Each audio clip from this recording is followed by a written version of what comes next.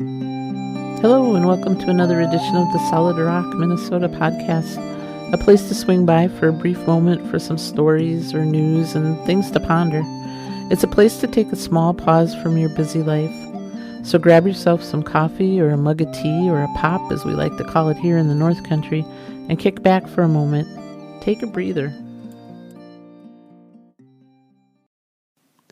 Over the past several months, I've had some pretty painful back and leg issues going on from a canoe episode near the BWCA several years ago. I had an accident and was injured, and over time arthritis has set in, and at times it flares up with a vengeance. It will require a few trips to the medicine cabinet for some ibuprofen and sometimes a few visits to the chiropractor to get everything aligned and loosened up again. And with each ache and pain that happens, it always makes me think back to that day. We were camping up near the BWCA. It's one of our favorite places to go for some solitude and paddling and some good fishing usually. It was early morning, and as usual I was awake and ready to go fishing before daylight. I let my best half sleep and headed with my fishing gear and paddled down to the lake where my solo canoe rested on the shore. While I love to fish from my kayak, my little 33-pound solo canoe also ranks up there for some good times fishing. It's half the weight of my kayak and much easier to pick up and haul if needed, but it's also a lot more tippy. I got all my rods and tackle situated and was in the canoe paddling out to a spot about a mile from our campsite. The day was breaking and I could see the dark clouds in the west. The lake was calm, so I figured I had time before the rain came. There was a fog just above the lake and it was starting to lift. It was just an absolutely beautiful morning. I cast my line and trolled to the spot I wanted to try out. I caught a tree stump and a small sunfish. I got to the spot and cast out from my canoe with my ultralight rod, looking for some crappies. Second cast, I had a small perch on my line. Just as I was reeling it in, a huge northern grabbed the perch. I let out my line and I reeled it in, and I played with the northern back and forth for a few minutes, although it seemed like an hour. And just as I was getting the tuckered out fish up near the canoe, the line snapped, and off went the northern with the perch in its mouth. So I paddled over to the shore to restring my line and let the adrenaline stop pumping so hard. As I sat there, I noticed big splashes coming from this little pond behind me, about 10 feet from the shore where I was.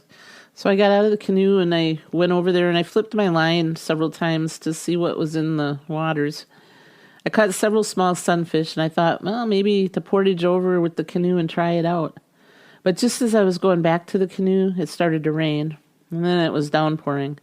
The temperature had cooled down a lot, too, and I decided it was time to hop in the canoe and paddle back to camp. As I was getting ready to get into the canoe, I slipped on a big wet rock. Trying to catch my balance, my right leg went out in front of me, way further than it should have, and I heard this loud pop coming from the back of my leg. To this day, I swear, it was as loud a pop as ever. You could hear it. It echoed off the lake like it was in surround sound. I lost my balance completely. I grabbed the canoe, hoping to keep upright, and proceeded to tip the canoe and fill it with water.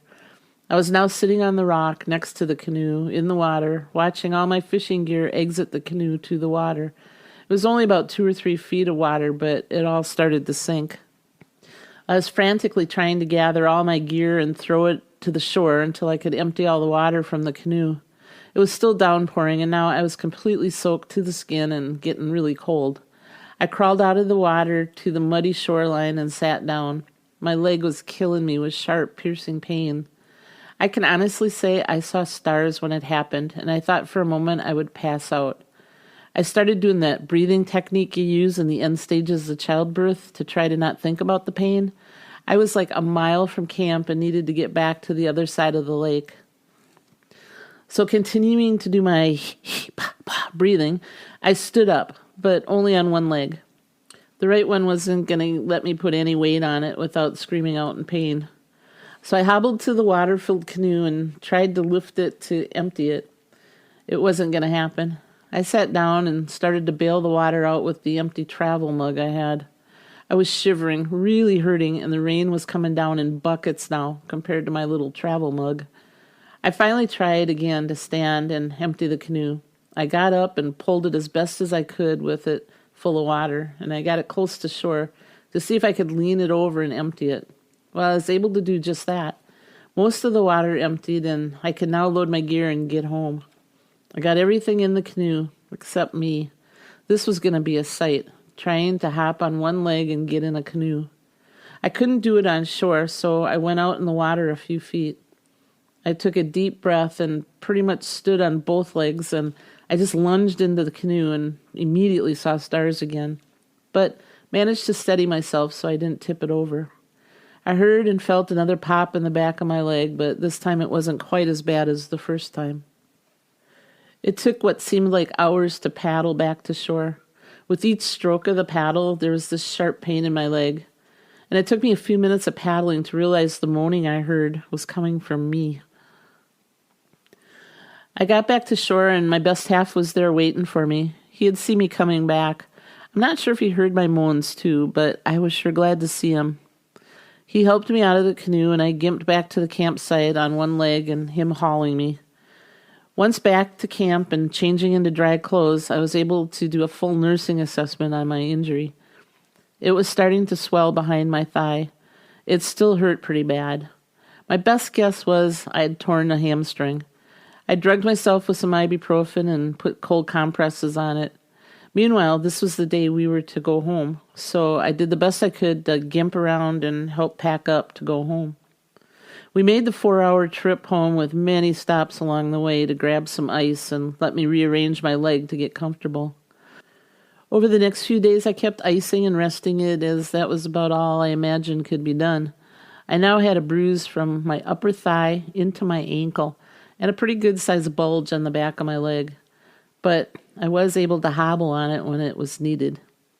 After a week of resting and icing, I decided to go to the chiropractor to see if there were any adjustments to be done.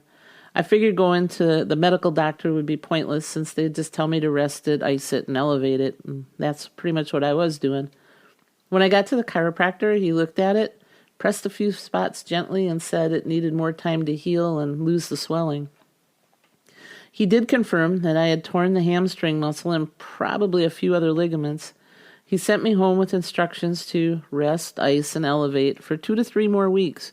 Then I was to go to physical therapy, and they were going to give me some strengthening stuff to do. So off I went for another 3 weeks of home treatment. After that, I made an appointment with the PT people and went in. By now, I was walking, and the pain was tolerable. I got there and walked in, pretty much on display as the PT person was watching how I walked. She had me lie on my stomach to work on my leg. She took one look at it and said, "Nope, still too bruised and swollen." This was now almost 6 weeks since the injury. The bruising was still there, but all yellow and old and mostly just behind my upper leg. So she suggested another 2 to 3 weeks of resting it before PT. I went home. I eventually went back and finally got some treatment and exercises to strengthen it again. That was about 10 years ago. My leg and back eventually did heal after about 6 months, but as the years have gone by and I've gotten older, time settled into my bones and I've gotten arthritis in that area. There have been days I have cussed out that fateful morning in the canoe. The lingering and ongoing effects have caused pain over the years and made me kind of pity myself some. This summer I had a flare-up, pretty bad, and I was barely walking once again. And there's nothing more obnoxious than me in pain that I can't fix and moping around feeling sorry for myself. After several people telling me to go get it checked out, I finally went to a new chiropractor. She did massage and pressure points and some adjustments every week for about 2 months. She also, along with my niece, the yoga instructor, showed me some yoga stretches and moves with a foam roller. I was to do them to help stretch and loosen the joints and muscles. I attempted to do them and about broke my whole body flailing around off that roller and onto the ground. I was finding myself sprawled face first on the ground more than I was in the yoga poses. I have no balance. And getting off the floor once in my faceplant pose was really hard unless Max, my dog, was there to lean against and help me up. I needed to find another way to keep my legs and back loose and stretched out. I pictured myself spending way more time sprawled out on the floor than I wanted to be. Well, over the past month, I think I may have found the key to keeping my arthritic body from screaming out in pain. I've discovered Tai Chi through YouTube. There are many teachers doing it, like 10 to 15 minute instructions on YouTube. I have found a few videos, and every morning when I wake up, I'm facing east and my TV and doing my Tai Chi movements for 20 minutes before I do anything else. Not only has it helped me keep my back and legs pain-free and stretched out, but it's also given me some more calmness and kind of mental and physical balance with the deep breathing that goes along with it. And it works the whole body and all those other up-and-coming arthritic areas. While I dreaded getting on the floor with the yoga moves and rolling the foam pad around, I'm enjoying starting my day doing this routine and being free of pain in the mornings and throughout the day. Tai Chi, yeah, you betcha, it works. Thanks for listening to the Solid Rock, Minnesota podcast. Time is precious, and we're very grateful and appreciate the time you have taken to give us a listen. If you'd like more information about Solid Rock, Minnesota, or you'd like to hear some of our other podcasts, you can find them, along with our blog and Monday morning music, at our website, www.solidrockminnesota.com. You can also contact us there if you'd like your free Solid Rock, Minnesota bumper sticker. Just message us a place to send it, and we'll pop it in the mail. Until next time, may you be filled with life, love, laughter, family, and friends, people who truly know you. Many blessings.